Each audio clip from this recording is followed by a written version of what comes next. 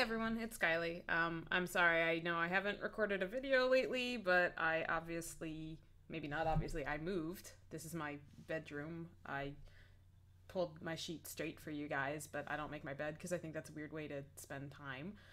But I moved in with my sister and her baby in the next room over, and we have three cats. So there's that. Then I was on a bunch of business trips. So yeah, I'm here. I wanted to make this video in my post-run scuzz because I have just seen The Last Jedi, and before I went running, like right after I got back, I had posted on GOT Gifts and Musings. I loved it. I thought it was a perfect movie, and I got like a little bit of pushback from that. So I answered like one other, but now I have a bunch of asks about Star Wars, and it's just going to be easier if I talk about it than if I write something up or wait. Not bleh, what is going on here? I don't know. I also got a new computer because in the middle of my Emoji Movie Live blog, I dumped a full glass of water onto my old computer, so this one has pop-ups that scare me. Yeah, so I'm going to answer some asks and just talk about my general feelings. So full spoilers if you haven't seen The Last Jedi. Hopefully that's obvious by the nature of this. In general, like, yes, I loved it. It was kind of everything I was hoping this new trilogy would become. I mean, like, I'm a sucker for complicated familial dynamics. That was the plotline of The Force Awakens, and Luke's guilt is the plotline of The Last Jedi, so obviously I'm gonna love it. The way he and Leia were like talking about each other and also interacting with each other, where it's clear that they both blame themselves for like all the shit that's gone wrong. They'll never blame each other. They have this strongly held bond and this like deeply felt sadness in both of them. It's just like, oh my god, I loved it. I know Luke's scripting didn't land for everyone. Some people were saying like, oh, he would have never ignited the lightsaber over Kylo, and I totally see where that's coming from. For me, I actually think it works with Luke's character that if he saw the potential to mitigate a ton of suffering, he would have like for a moment been like, oh my god, I need to do something, and then like ultimately didn't. Obviously that's why he looked horrified and disgusted with himself. So like that did work for me. He didn't come across as overly mean to me either, just a little beleaguered and mostly just like, I'm done, just tired and cranky. He was kind of he has the Harrison Ford syndrome, I think, of the new film. I loved it. Rey is my favorite new character. I absolutely love her arc, and she reminds me of Korra so much in some of these like delightful ways.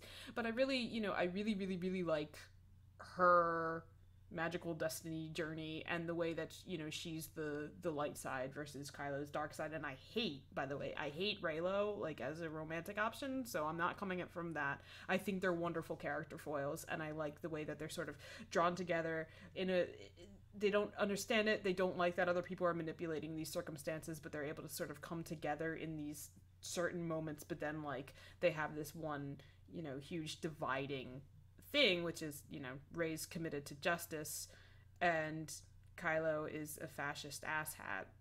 So, but their scripting was great. Their lightsaber fight, I don't even like lightsaber fights, and it was literally everything I've ever wanted. That's what a lightsaber fight should be. It was fantastic. Yeah, all of it. I can't. And you know what? Maybe one of my favorite things about this too is that it was kind of like a bottle episode, right?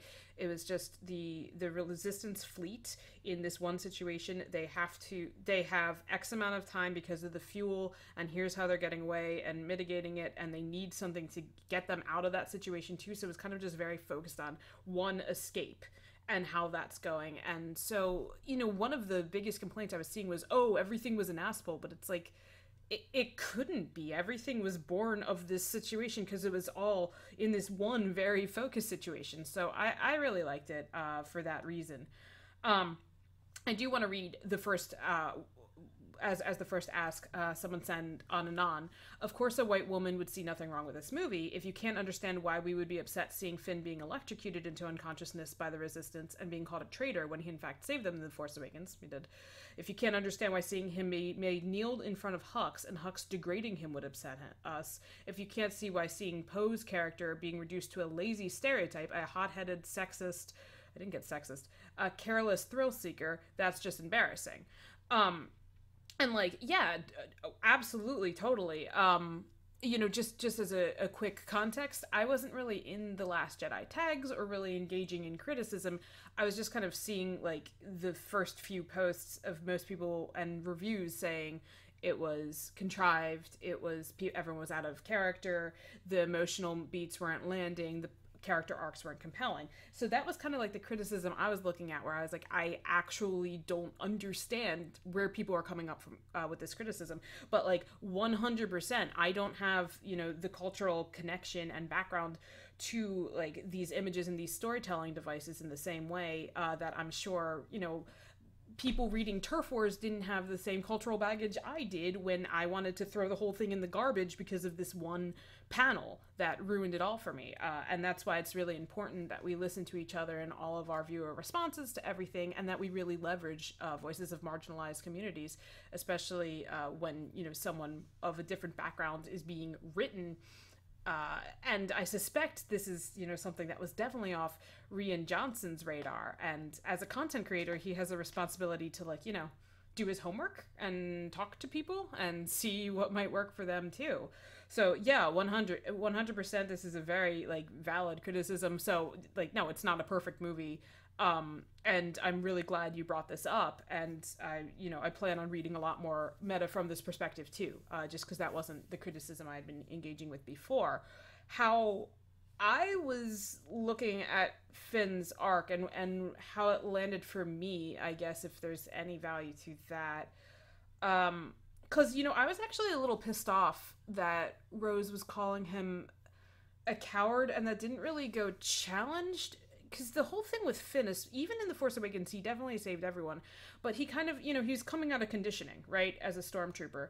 And he sort of, I think I'd refer to it as like he imprinted on Rey, and he had this really strong bond. And it was something like this, I will save you from every danger. And he just became Rey focused, right? Like that's why he went to Starkiller Base, despite knowing he might not have had the technical prowess that was needed to disable it, because he just needed to be there. He needed to save Rey.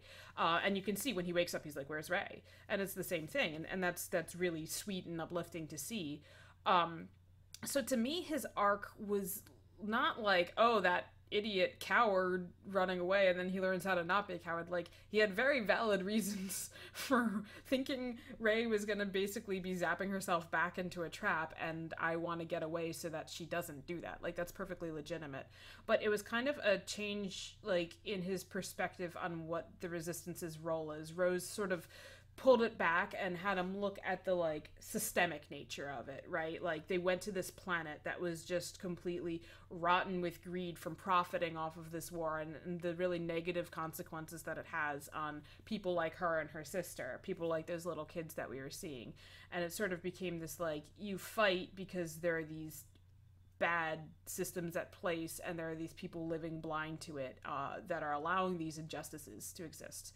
So it was the justice thing. And Poe's arc, I've thought there's a pretty decent reclamation. He was given a ton of agency to sort of reclaim that, like, you're dysfunctional, you're cowardice that had been being spit to him by Phasma. His murder of her was kind of awesome. It would be nice to see him take down Hux. Someone needs to fucking punch that Nazi. Well, Kylo force choked him.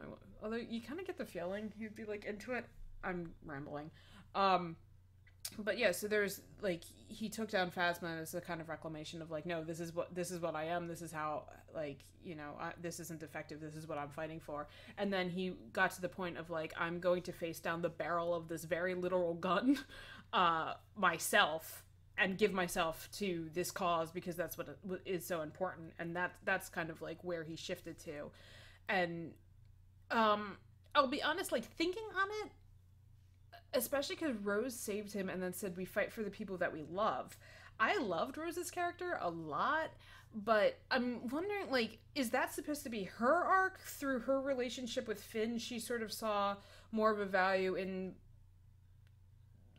putting yourself, not being selfish, but like putting yourself into the equation, and the power that like the connections can have, because like he had been driven by his connection with Rey, and then that was slowly evolving, and then she went from being driven by this like, fuck the system, my sister died to fight against these injustices, to more like, oh, like it is the human moments that we're fighting for? Or was that already like her fully formed character arc, and then at the beginning with Finn, she was just super judgy that he would be going into escape pod and helping Rey because she wasn't doing that. Like it's a little like I'm not sure what they were going for. I could see that having been her character development, but I think we needed like a few more scenes with Rose and Finn, and I really really liked their dynamic in general, and I just thought she had a really good personality. But yeah, I think that could be the one that could use fine tuning, and certainly from the perspective of this ask, like that definitely needs to be addressed somehow, or at the very least Rian Johnson can take it upon himself to diversify the writer's room when it comes to episode 9, assuming he gets episode 9. I know it's a little bit of a polarizing episode, which I think is absolutely shocking. Regarding Poe, I would agree that it was a lazy stereotype. I was actually thinking, not necessarily in a racial aspect, but you're 100% right that like fuels it. But it was lazy in that like he was kind of roguish in the first, so it's like, oh, I guess he would be trigger happy. The reason I liked that was, and it actually feeds into the next question. You know what? I'm just gonna put the next question up because that's exactly what I want to say. Hello, could you agree that this film has several vital aspects of Rogue One done right? I mean, complex familial dynamics, hope in the face of annihilation, and desperate annihilation, all that. And yes, I want to write a piece just on that if someone on the staff doesn't beat me to it. The reason I kind of liked Poe's interplay with Admiral Hodo, what was her name? Modo? Something like that. I think it was Hodo. The queer woman. Was because it was rebel infighting and differences in opinions and how to be rebels. And that's what, like, I wanted from Rogue One, and that's what we kind of almost got, but not quite. And we should have had Mon Mothma and hologram Leia sparring, but whatever. CGI Leia, I mean. Yeah, but no. In Rogue One, I was thinking that because there was also like the heist aspect when Finn and Rose were like, you know, in uniform and sneaking on. I'm like, oh my god, this could have been Rose. This could have been Rogue One. Like just even going down, and we need to extract the one person who can do the one thing on the planet. Like, yes, that was the cleverness that we needed, and certainly the complicated familial dynamics landed a lot better. So I was really really excited by that aspect. Someone said. What do you think of the Rose subplot? I didn't really get it. I'm sorry if I sound dumb. I kind of explained what I think Poe and Rose's character arcs were, but like it's the movie. Like that's the plot of the movie. I don't know how to like. I don't know why that needs justification. It was like them going to get the dude that could help them go onto the thing so they can get out of the thing, and then yeah, like you know, I suspect that wouldn't have landed us. I feel like most of the creative energy was focused on Rey and Kylo's like magical destinies and how that ties, and basically Kylo's Crossroads of Destiny moment. But you know, like yeah, I don't know. I was never bored watching it. I really liked it. Did I like this more than The Force Awakens? I thought it was actually a tighter movie than The Force Awakens. I loved the complicated familial dynamics of Force Awakens, but like there was never a sequence that felt like the Rathtar sequence where I was just like, oh my god, why am I watching this? Every single moment felt like purposeful and really engaging. And Holdo's death was like, Admiral Holdo was so fucking impactful. If you're going to bury your queer, that's how you do it. Like 100%. I wasn't even mad. It was just so awesome. Finally, someone said, don't you think some aspects people hate of The Last Jedi is specifically because they love GOT? I mean, it directly objects the foundation GOT is built on, so it doesn't sit well with them. GOT is about fighting hatred with more hatred. The Last Jedi is about the only answer to hatred being love. GOT is grimdark. Last Jedi is hope. Basically, GOT is one fat dumb jock monologue. Is that what DJ stands for? And yeah. I mean... Maybe, I mean, people do like dark and edgy for being dark and edgy. Maybe this wasn't dark enough for them or something. I thought Kylo's turn was pretty cool. I love that he's going to be Supreme Leader Kylo going into episode 9. I think that is absolutely awesome. But like, I don't know. I think in general, complaints have to just be subverted expectations for a lot of this. But yeah, I don't know. I just felt it was really well constructed. Definitely those racial aspects need to be addressed somehow. And we'll see how that moves forward. And, you know, again, those are voices to be leveraged in the fandom. But yeah, overall, I loved this movie and I want to go see it again. And I went to like a movie tavern where they like serve you dinner and stuff if you want it. And I just, you know, ordered popcorn and water because I was like really into the idea of having popcorn for breakfast. But the guy next to me, and brought his two kids, he downed 3 Bloody Marys. And I know because he kept turning on his light and ordering them and next to it. So it's like either he was taking this movie really poorly or he was so engaged and like emotional that he needed 3 Bloody Marys. But that was an interesting part of my viewing experience. Also, I was sitting at like an awkward seat and it had just a bar in my field of vision. So I remember like going back and forth like, oh, what's Kylo doing over here now? But yeah, even despite that, I was able to completely lose myself, and yeah, it was good. Those are my thoughts. Julia and I are going to have just a random inbox hour unabashed book snobbery coming out this week. Then we're going to be jumping in after the holiday season, even though my holiday ends, you know, on Tuesday. We're going to be jumping into the retrospectives for Game of Thrones season 7. And if you haven't checked them out already, I'm going to link the Carol Awards. It was our award show for Game of Thrones Season 7. Really, really, really proud of the work we did for that. So hopefully you get some enjoyment out of that. And, yep, that's all. I liked the new Star Wars. Bye.